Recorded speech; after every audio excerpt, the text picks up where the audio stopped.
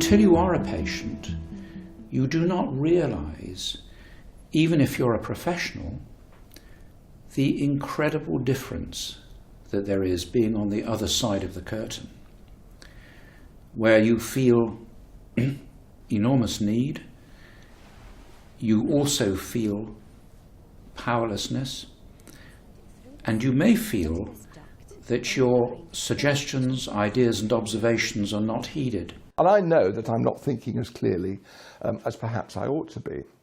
So, thinking about this, I had a look at away teams in sporting events. How often do away teams win matches? And I looked at football, rugby, American football, so all the ones I could get any statistics for.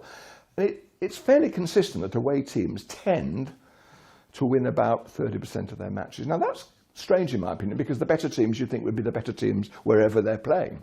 So it's something about the way we are that means that when we're playing away, out of our comfort zone, we're not as effective. And I was likening that to going into, say, hospital. The home team are the clinical staff. They're there every day. They're in their comfort zone. They're probably doing most of their thinking in an intuitive way. Whereas when you go and you're out of your comfort zone, you're having to think through everything you do, everything you say. And that is, as we know, much more error-prone situation. So I feel that it's always up to the home team to make sure communication cannot be misunderstood and cannot be ineffective. There is a popular misconception that if you're ill, one of the safest places to be is in hospital.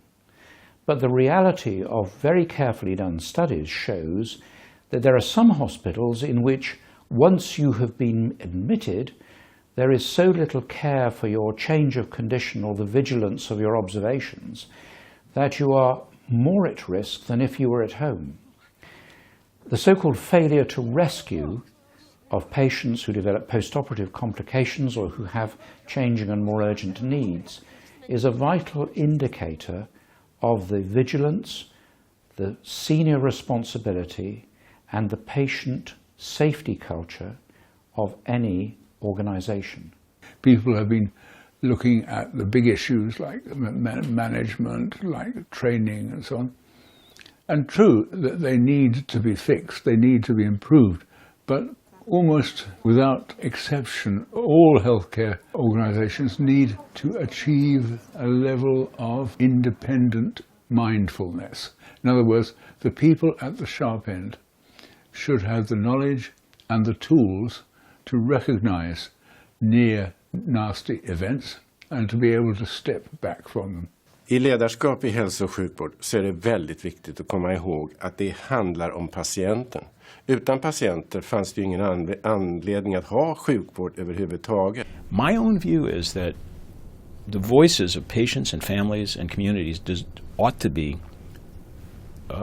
melded into every aspect of healthcare, from the individual encounter, how am I doing, what do you think, did I meet your need, what's your need, all the way to governance. Patients on boards of trustees, families on boards of trustees, at the senior leadership meetings, on the improvement teams, on rounds with the clinicians. I tend to use the phrase, the answer to how is why, that once we understand why we need to change, maybe resistance goes away a little bit.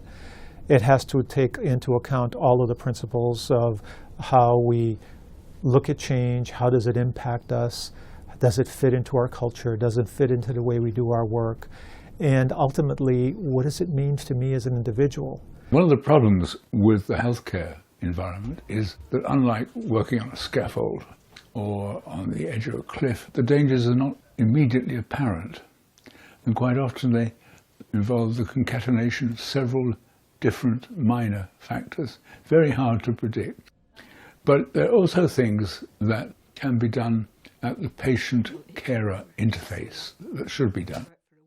In talking to a group of nurses recently, I said, if you focus your work around the patient, that everything we're doing is to make it safer for patients to get their care.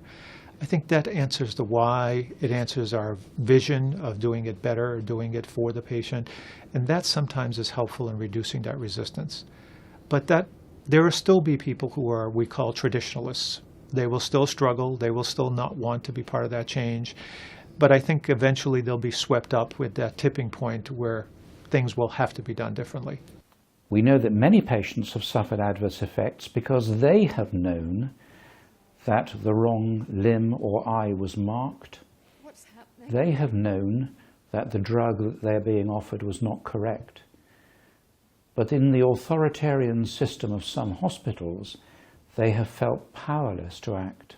If you are in a culture where the values are not one about patient safety, the values are where they allow or tolerate disrespectful behavior, where people take shortcuts and no one does anything about it, it becomes sort of just draining every day to go into work and see everybody changing all the time and not improving. Och det gäller att aldrig glömma det.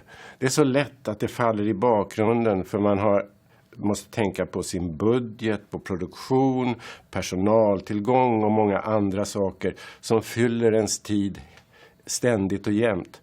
Men håller man fokus på patienten så har man åtminstone en chans att skapa en god hälso- och sjukvård och en säker hälso- och sjukvård. När vi jämför svensk sjukvård med internationella jämförelser, då får vi jämföra med västvärldens länder. Så har vi mycket att vara väldigt stolta över i svensk sjukvård. Vi kommer ut högst, kan man säga, i kvalitetsmått. Vi kommer ut högst i effektivitetsmått. Vi kommer inte ut så högt dock när det gäller patientupplevda mått som till exempel information, möjligheten att påverka din egen vård, vara med och bestämma. Och inte heller när det gäller tillgänglighet. Och det får vi självklart arbeta med. Vi ska ligga i topp där också. Samtidigt är det både en litet mysterium och en utmaning att när vi nu har världens bästa siffror vad gäller vägtrafik så borde vi ju faktiskt kunna ligga bäst i världen vad gäller patientsäkerhet också. Men det gör vi inte, men vi ska dit. Being a caregiver for my parents, I learned very quickly that in healthcare, because I was at the other end, I was a pharmacist in a pediatric hospital. We're very busy. We needed to do many things. But yet for the patient, that one little extra step that someone takes, or that safeguard that someone takes to ensure we have the right patient by using 2 patient identifiers, or making sure we have the right medication or following the right protocol, which may require a little extra step for us, may seem to us a burden. But in reality, for the patient, that makes them feel better, that you really care about their health and their safety and that you're doing the right thing for them. I think any of us, no matter what environment we're in, would we be happy if a mechanic who was fixing our car did not spend the time to make sure the brakes were put on correctly? We would feel very uncomfortable if he did it in a fraction of the time and said, well, I'm too busy to do anything else. To me, a big part of patient safety it should be looking after people after things have gone wrong, because regardless of whose fault it was, people are damaged by healthcare, both patients and staff and their families. And I think healthcare organisations are pretty poor still at taking responsibility. And recently there has been much more of a push to be candid with people, and I have seen some wonderful examples of real humanity, both personally from physicians over the years and now much more encouragingly from organisations behaving sort of decently towards people and honestly. So that's one very important part of it. We've just built a big new hospital in Glasgow, 1,100 adult beds and 300 children's beds, and outside every ward is a patient safety dashboard with updated numbers that move. When was the last time somebody was harmed here? When was the last fall? How many pressure ulcers have there been? Publicly available, open and transparent, not hidden away in staff rooms or hidden on computers. And then inside each individual room, there is data on the wall and stuff on the wall that says what matters to you. So a different way of thinking with patients, how their hospital stay will be. So not just heart rate and blood pressure and respiratory rate, but an actual picture on the wall above each bed that the patients and the families can fill in about what matters to them. That seems to me to be a change in the way we deliver healthcare inside our secondary care establishment. So I think knowing whether it is working or not is palpable now as you walk around, but isn't an easy question. And we constantly strive for for more information from our citizens, from our patients and families. En annan sak som jag verkligen vill betona, det är ju det faktum att på grund av att vården består av så många människor som strömmar in och ut ur våra system, så behöver systemet egentligen återfödas vid varje skiftbyte. Och det är en viktig aktivitet att hela tiden återskapa systemet. Och där har vi ju en hel del gamla rutiner och arbetssätt som vi ibland nästan, känner jag efter att ha suttit med på många sådana tillfällen, har glömt bort vad de var till för. Vi har ronder, vi har överrapporteringar, vi har patientkonferenser och andra saker som vi ibland nästan gör på ett lite ritualistiskt sätt istället för att vara medvetna om vad vi faktiskt håller på med. We've had words like patient-centeredness, patient engagement, and we're trying to define what are those things. Ultimately, the most recent I heard was patient partnership, having patients become partners in their care.